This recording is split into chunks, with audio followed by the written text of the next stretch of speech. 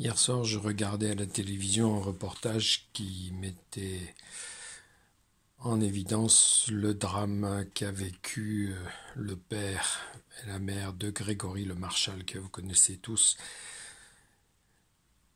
quant à sa mort suite à une mucoviscidose.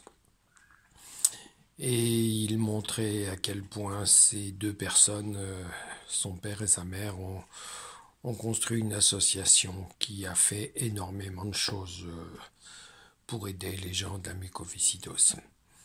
Certains d'entre vous savent peut-être à quel point j'ai connu Grégory Le Marchal, et pour cause.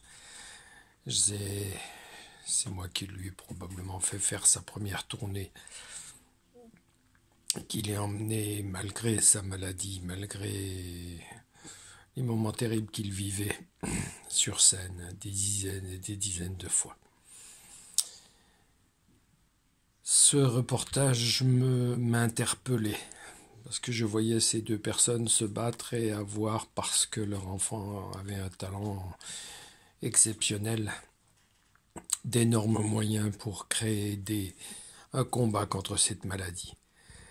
Les statistiques sont terribles, la relativité est terrible quand on sait le nombre de décès dramatiques de cette maladie épouvantable, à comparer aux millions, 130, 140, 150 000 par an, de l'alcool et du tabac, et voir que personne ne fait rien, on fait semblant, mais bon. Je connais des stars, des grandes vedettes, qui ont leurs enfants touchés ou morts de l'alcool, du tabac. Alors, bon, ils ont bien parlé un petit peu, mais bon, pas grand-chose. Et puis, c'est parti avec le temps. Moi, j'ai perdu mon fils, je m'en remets pas, je m'en remettrai pas. C'est épouvantable, c'est... Comment dit mon ami, l'irrémédiable est insupportable. Tous les jours, je dis, tu voudrais pas arrêter d'être mort, ou alors c'est pas possible. Et je me demande comment je vais pouvoir faire pour devenir une vedette. Oui, vous avez bien entendu.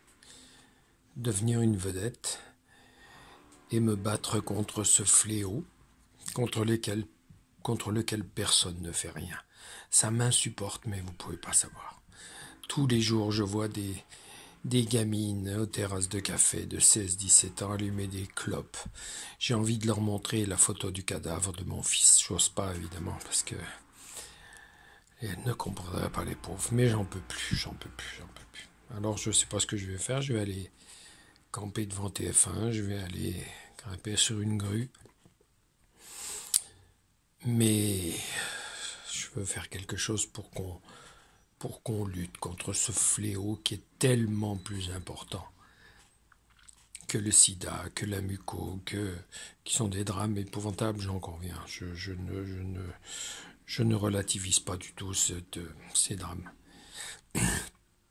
Mais on se bat pour 400 morts sur la route en baissant le 80 à 80.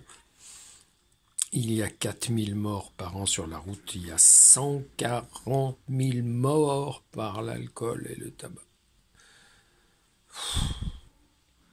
Voilà, c'est tout.